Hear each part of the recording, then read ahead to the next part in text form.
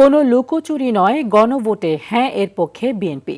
রংপুরে কালেক্টরেট ঈদগাঁও মাঠে আয়োজিত নির্বাচনী সমাবেশে জনগণকে হ্যাঁতে ভোট দেওয়ার আহ্বান জানান বিএনপি চেয়ারম্যান তারেক রহমান। তিনি বলেন, একটি দল বিএনপিকে দুর্নীতিবাজ আখ্যা দিয়ে মিথ্যাচার করছে। নির্বাচন নিয়ে যে কেউ যেন ষড়যন্ত্র করতে না পারে, সেজন্য সবাইকে সতর্ক থাকার আহ্বান জানান তারেক রহমান। খান আলামিনের রিপোর্টে বিস্তারিত। ক্যামেরায় ছিলেন শাহরিয়ার আহমেদ ইমন।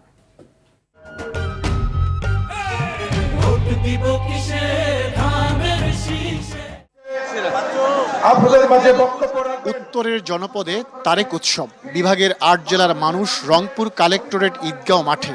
শুক্রবার বিকেল গড়িয়ে সন্ধ্যা পেরিয়ে রাত, যেন তিল ধারণের ঠাঁই নেই মাঠের কোনো এক ফাঁকে। লক্ষ জনতার করতালিতে রাত ৯টার দিকে মঞ্চে এলেন তারেক রহমান। জনসমুদ্রের গর্জন ছড়িয়ে পড়ল চারপাশ।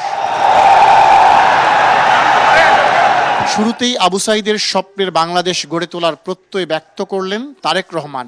এতদিনের নীরবতা ভেঙে স্পষ্ট করেই বললেন, কোনো লুকোচুরি নয়, জুলাই সনদ বাস্তবায়নে গণভোটে হায়ের পক্ষে বিএনপি। কিভাবে তাদের জীবন উৎসর্গকে মূল্যায়ন করতে হলে আমরা যে জুলাই সনদে স্বাক্ষর করেছি, সেই জুলাই সনদকেও আমাদের সম্মান করতে হবে।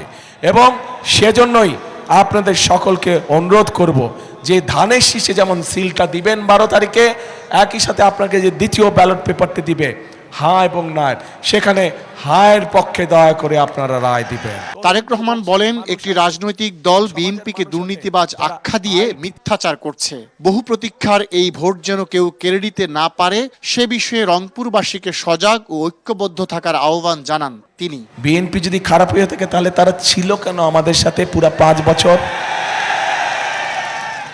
আমাদের সাথে প্রথম থেকে শেষ দিন পর্যন্ত তারা ছিল, এবং তাদের থাকাটাই প্রমাণ করে খালেদা জিয়া যে দুর্নীতিতে সফলভাবে নিয়ন্ত্রণ করতে সক্ষম হয়েছে। তাদের প্রথম দিন থেকে শেষ দিন পর্যন্ত থাকাটাই প্রমাণ করে যে একমাত্র বিএনপির পক্ষেই সম্ভব এইসব দুর্নীতিকে নিয়ন্ত্রণ করা।